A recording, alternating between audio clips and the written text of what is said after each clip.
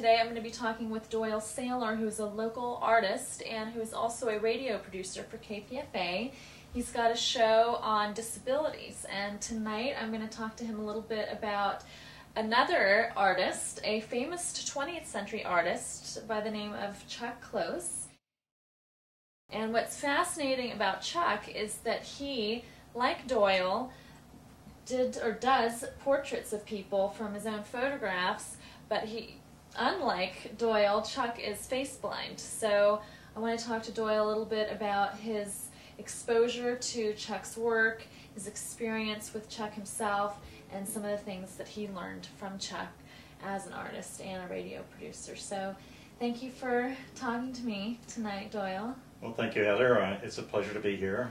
I appreciate the invitation to talk about this subject, which is very important to me. Yeah, so why don't you start by telling me a little bit about your art and what you do?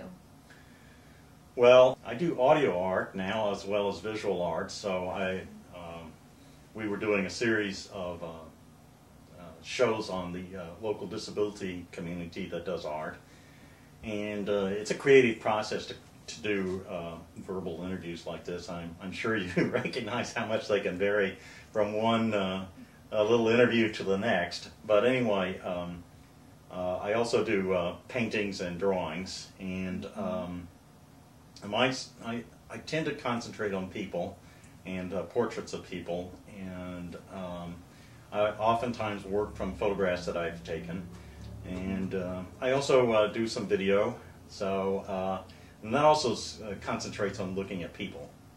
So when were you first exposed to Chuck's work, and can you describe what that experience was like? Yes, I was at the San Francisco Art Institute as a student in the early 70s, and the gallery there was putting on an exhibit of Chuck Close's work. He was working with one of the faculty there to do some prints and mezzotints, and they put some of his work up on the wall, and it was a big revelation for me.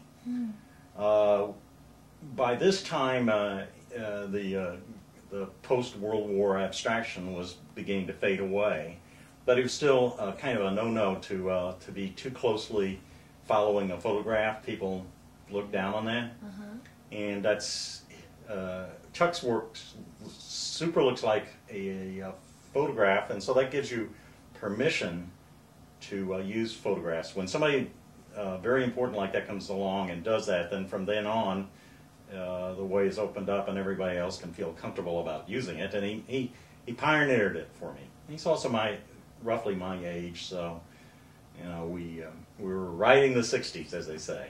Yeah. So. Okay, and so how did he influence your art in particular, the way you approach your own art? Well, when you look at his work, it's very detailed work, close-up pictures of people's face. Now you can see all the details in a person's face. So, for example, when we're shooting this video, you can see my face, you can see the expressions on my face, but you can't really see the pores, you can't see the lines very well. It's a little bit abstracted and softened, but with this you can see all the details of a face, and that's part of the thing that's really interesting about these faces, is that you can see the literal hairs, all the kinds of stuff that you don't ordinarily see in photographs. That kind of attention to detail was attractive to me because of I like to work in detail, but it was also like a whole new attitude towards looking at the face in an honest way, and that was opening things up for me. So we all kind of wear a mask, but there was something about Chuck Close that didn't care, and so his portraits tended to kind of give people in a way that you ordinarily wouldn't see in portraits. And so they were also enormous, weren't they? Yes, the scale is huge, so that his paintings would be sometimes twice life size. And so a portrait like this, from the top of my head to say my waist, is going to be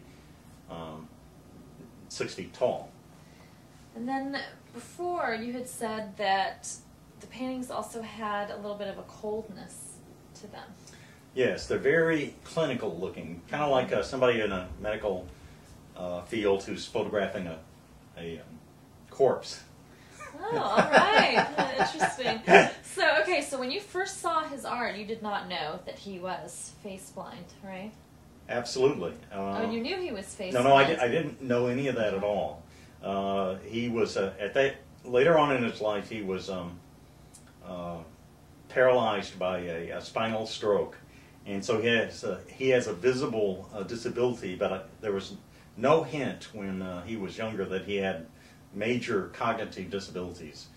He calls them learning disabilities, but I think there's something profound about face blindness that goes way beyond learning disability. So when did you find out that he was face blind? We were doing this art series, and we wanted to interview Chuck because over the years I found out that he was dyslexic. And when I was reading up in the weeks before I got hold of him, I found in one of his books, he has a number of books out, that this is sort of a conversations he was having with other artists, and he admitted he was face blind. So when was this? When did you find out he was face blind? Around August of 2005. Wow. So years and years later. More than 30 years later. If you're face blind, you really are not looking at a person to understand their feelings or to recognize them.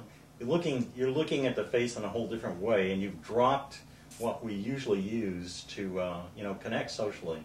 And like I can read your face. I know something of the curiosity and the friendliness of your face, and I can do that. He can't see that. It just is meaningless. That part of it's meaningless. But he can see the details, and he learns to look at the details in order to be able to identify somebody. Somebody with severe face blindness cannot tell the difference between a man and a woman. Okay, so Chuck's face blindness was not terribly severe, right? Well, he didn't go into the details about how severe it was, but he does go back and forth between men and women in his portraits, and other face blind people tend to concentrate on one sex. It just helps them to better recognize people. Okay. And so like if you're male, you'll hang out with males, and you'll just, that's who you'll associate with, because it's easier for you to get along socially. So can you tell me more about what it means to be face blind? You've told me a little bit, but you could expand more. Well, it's a rare disorder that was not really recognized until very recently. So the person that I interviewed for the radio program before Chuck did not know he was face blind until he was 45. Wow. And he just thought everybody else was just like him. And it's that sense of when you're coming up to somebody on the street, and we've all had this, you have a hint that maybe you knew them, but you can't remember their name. That inability to remember that is really the core of face blindness. It's a recognition issue. But people colloquialize it by saying it's face blind, and that's confusing because you see the face, you just don't recognize it. And so and maybe you don't pick up on the cues, the emotional cues and the facial expressions and that sort of thing as well. Well, there's a couple of examples of that, as a matter of fact. One is that this other fellow, when he was walked down the street, he was unaware of what other people was feeling, and people would get mad at him, and they would punch him because he didn't recognize they were really angry. Wow. And it's partly because he would just look at somebody, and he doesn't know how to connect up with them emotionally, so he looks inappropriately.